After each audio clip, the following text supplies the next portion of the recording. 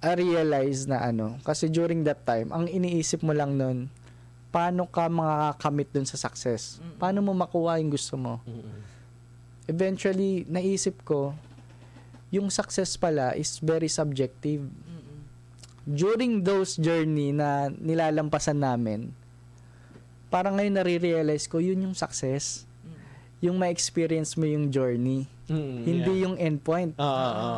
Yung pagdaanan mo lahat ng pagdaanan mo. Step by step. That's para sa akin that's the true meaning of success na lahat nalampasan mo yun. Yes. Diba? Yes.